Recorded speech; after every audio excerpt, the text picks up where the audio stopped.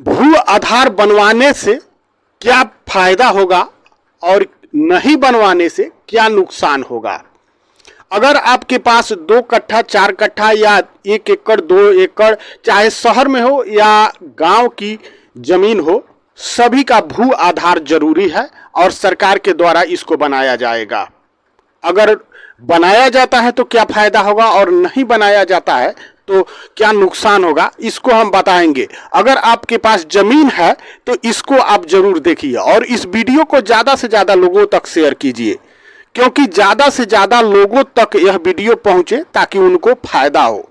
आप अपने घर भी जाकर बताइए कि इस प्रकार का सरकार के द्वारा प्रावधान चलाया गया है। नमस्कार, मैं विष्णु राव और आप देख रहे हैं आक्रोश आपका न्यूज। चैनल पे नए हैं तो चैनल को सब्सक्राइब जरूर करें और वीडियो को ज्यादा से ज्यादा लाइक और शेयर करें।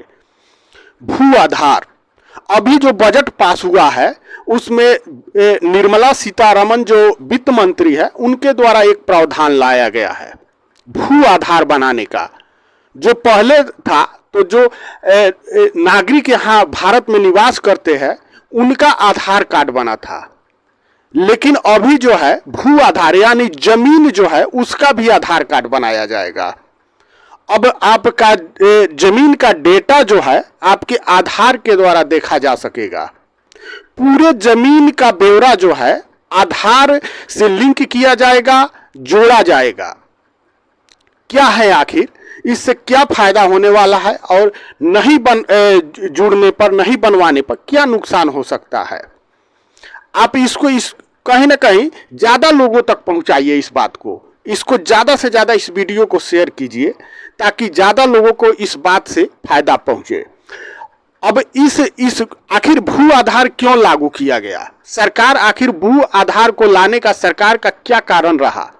तो भू आधार कहीं ना कहीं जितने भी विवाद हो रहे हैं या जितने भी झगड़े हो रहे हैं किसी भी राज्य में, उसमें सरकार ने एक डेटा निकाला। उस डेटा से पता चला कि कहीं ना कहीं जितने भी झगड़े और विवाद हो रहा है वह जमीनी विवाद, उनमें सबसे ज्यादा जमीन का विवाद है। और यही कारण है, जमीन विवाद को देखते हुए सरकार ने भू आधार लाने का सोचा। भू आधार लाने से कहीं ना कहीं इन विवादों को निपटाया जा सकता है।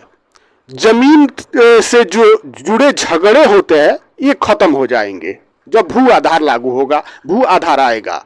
सरकार के द्वारा यह प्रावधान अब लाया जा चुका है। अब भू आधार है क्या, तो भू आधार जो है जिस प्रकार से आधार कार्ड बनाया गया, आप हर एक व्यक्ति का आधार कार्ड बनाया गया, उस आधार कार्ड से आपका जो बैंक अकाउंट है, पासबुक है या जो भी डेटा है सभी कुछ जुड़ा हुआ है, लिंक है सभी कुछ।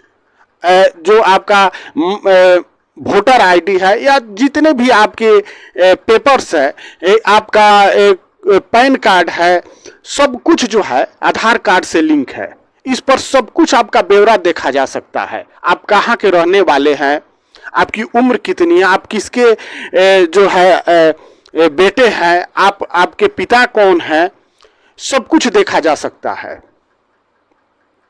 उसी प्रकार से सरकार ने अब भू आधार लाया है।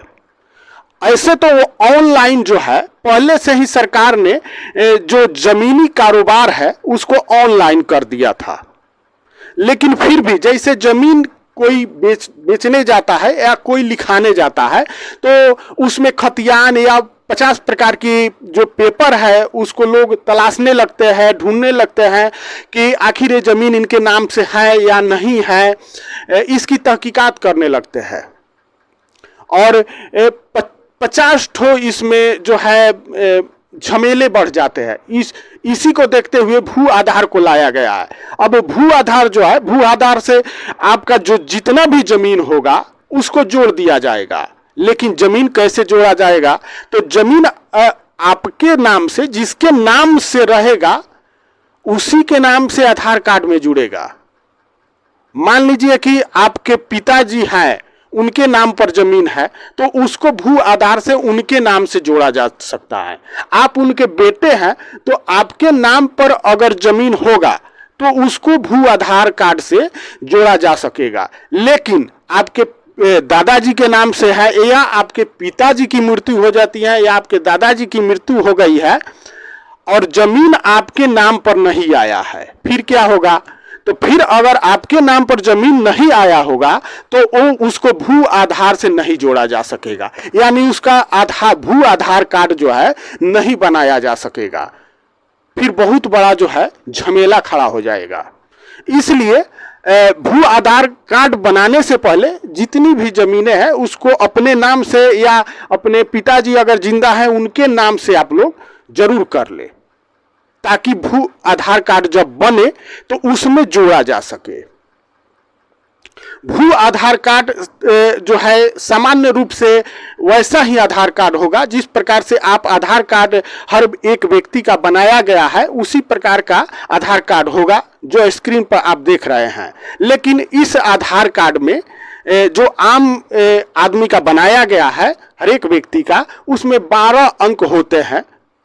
लेकिन भू आधार कार्ड की अगर बात करें तो उसमें 14 अंक का होगा यह आधार कार्ड, और उसमें जो है जमीन का आपका पूरा ब्यौरा रहेगा।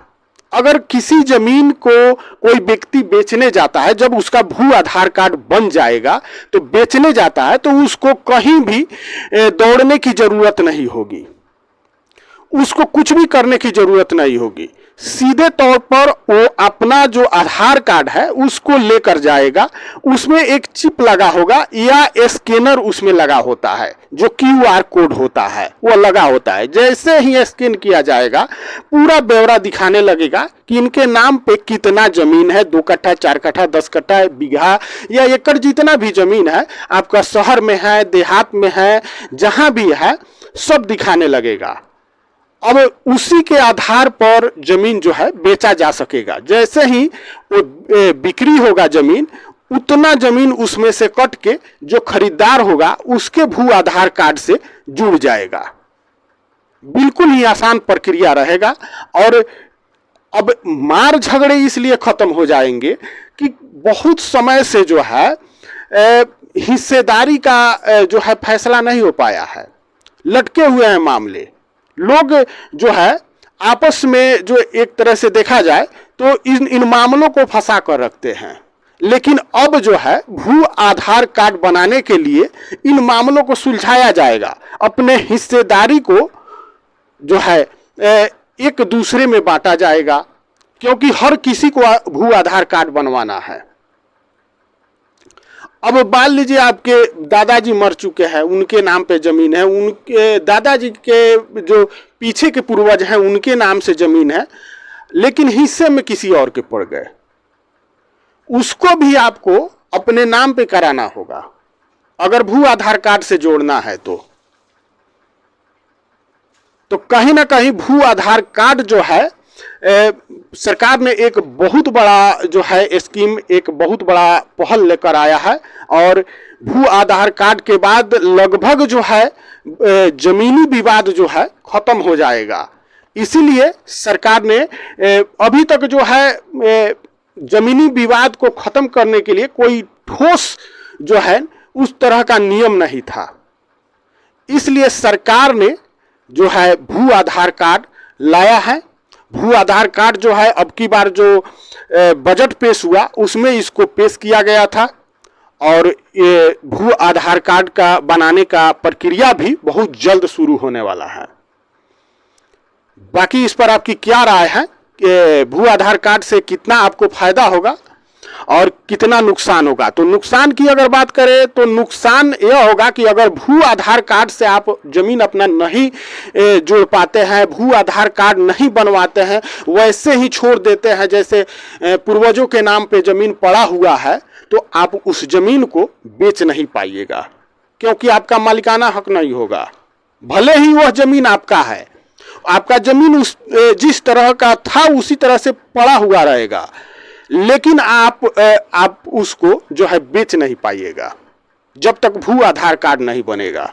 और भू आधार कार्ड बनाने के लिए आपको अपने नाम पे जमीन करना होगा या आपके पिता के नाम पे जो व्यक्ति अभी जिंदा है करना होगा, तब जाकर जो है आप बेच पाइएगा। बाकी इस पर आपकी क्या राय है कमेंट करके जरूर बताइएगा, और चैनल पे नया है तो चैनल को सब्सक्राइब जरूर कीजिएगा। जय हिंद, जय बिहार।